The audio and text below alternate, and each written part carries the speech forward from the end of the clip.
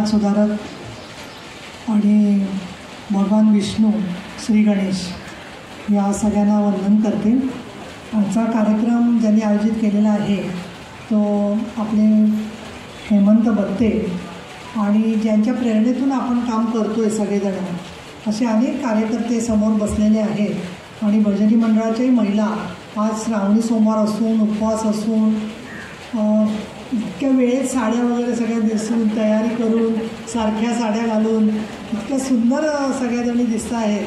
आणि आज खास करून महिलांचा भजनी मंडळाचा कार्यक्रम आहे कळल्यामुळे मी वेळात वेळ काढून आले. काल प्रचंड पाऊस मुंबईत होता. संध्याकाळच्या वेळेला घाटात अडकू असं वाटत होतं, कारण गेल्या 4 दिवसामध्ये मी 3 वेळेला मुंबई पुणे अपडाऊन करते आहे, कारण तिथेही कार्यक्रम महत्त्वाचे आहेत. आळंदीला माननीय एकनाथजी शिंदे, देवेंद्र फडणवीस यांच्या हस्ते सुवर्ण कळस सगळा तिथे तयार करण्याचं काम झालं, त्याच्यासाठी जायला लागलं. 15 ऑगस्टला विधान भवनामध्ये झेंडावंदनाला उपस्थिती आमची आवश्यक असते. आणि त्याचबरोबर हे इथेही आज 3 कार्यक्रम पुण्यामध्ये मी घेतलेले आहेत. तर आजच्या या व्यासपीठावरती उपस्थित असलेले श्री आनंद गोयल, शिवसेनेचे पुणे शहर संघटक, तसंच दिलीप देवकर, विनोद गलांडे, अनिता परदेशी, विधानसभा क्षेत्र शिवसेना महिला आघाडी प्रमुख पद्मा शेळके, चेतन गलांडे, विनोद करतल, कुलदीप पांडेकर, रमेश साळुंके, लक्ष्मण सावंत, धनंजय खटावकर, अनिल शिंदे हे सगळे परीक्षक, तसंच श्री मोहिते, व्यासपीठावर उपस्थित असलेले अन्य मान्यवर आणि माझ्यासमोर उपस्थित असलेल्या बांधवांनो आणि भगिनींनो. उद्या एकादशी आहे माझ्या माहितीप्रमाणे, त्याच्यामुळे आजच आपण पासून हरिनामाचा गजर सुरू केला आहे, ती चांगली गोष्ट आहे. बऱ्याचशा वाहिन्यांवरून आणि प्रत्यक्षामध्ये सुद्धा मी भजनी मंडळातल्या महिलांचं गाणं ऐकते, त्यांच्या मनातली भक्ती ऐकते.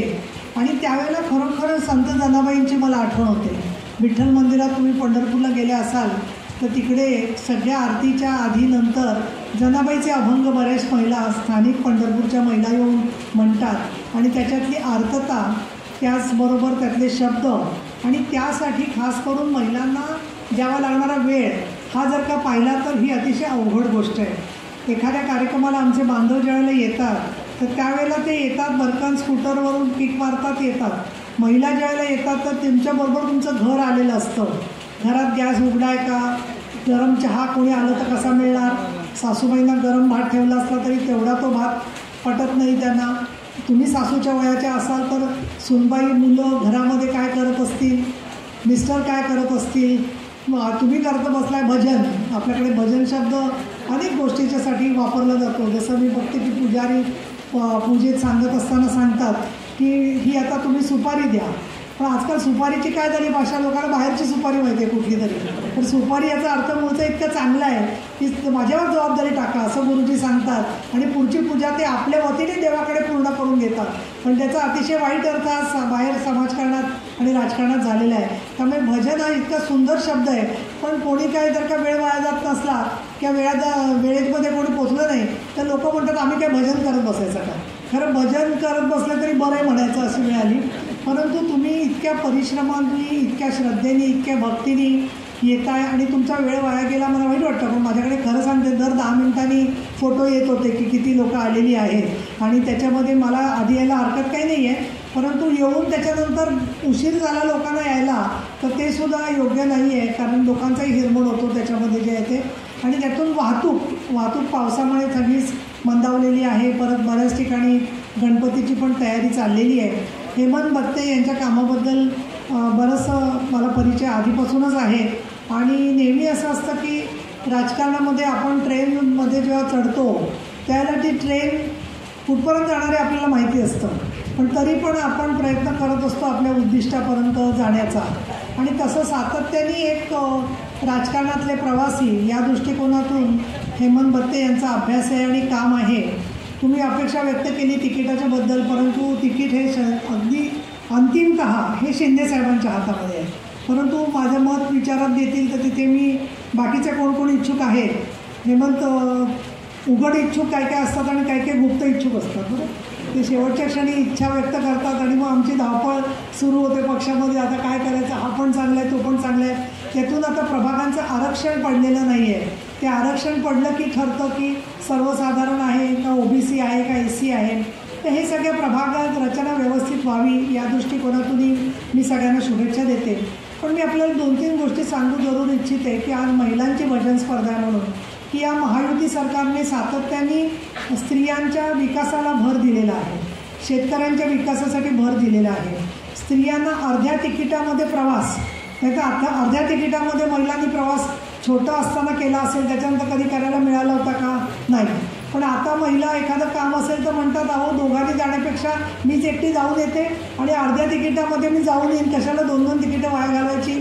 त्यामुळे प्रत्येक तीर्थक्षेत्राला बघावं तिथे गर्दी झालेली आहे. महिलांचीच खूप झुंबड असते प्रत्येक ठिकाणी, कारण महिला आता प्रत्येक ठिकाणी त्यांना विहार स्वातंत्र्य मिळालेले आहे. आणि दुसरं त्याचं वैशिष्ट्य असं झालं की एस टीमध्ये महिला इतक्या मोठ्या संख्येने प्रवास करायला लागल्या की एस टी जी तोट्यामध्ये होती ती एस टी आता फायद्यात आली, कारण त्या अर्ध्या तिकिटातून सुद्धा जी हजारो महिलांची संख्या झाली त्यामुळे अक्षरशः ती एस टीचं चाक जे गाळात रुतलं होतं ते बाहेर काढण्याचं काम आमच्या महिला भगिनींनी केलं.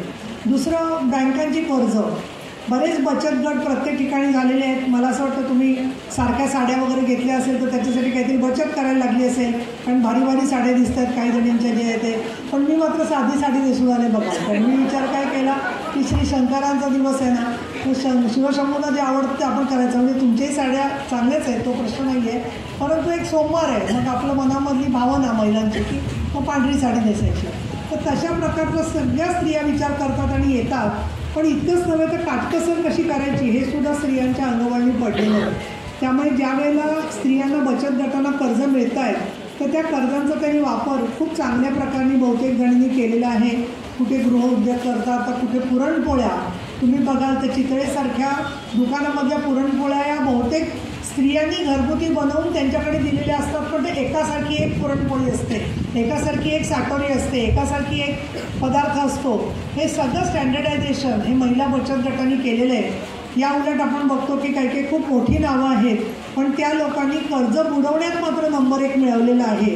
परंतु महिलांना बचत गटांना किंवा महिलांना उद्योजकांना बँका पैसे द्यायला तयार आहेत जास्ती.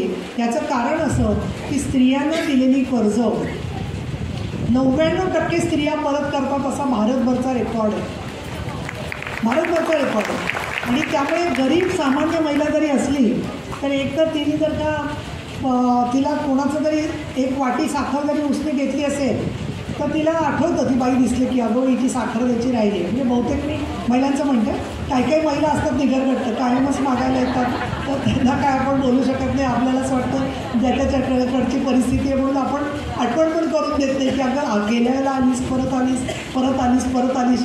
शेवटी सांगायची वेळ आणतात की माझ्याकडे पण संपलं आहे म्हणून. अशी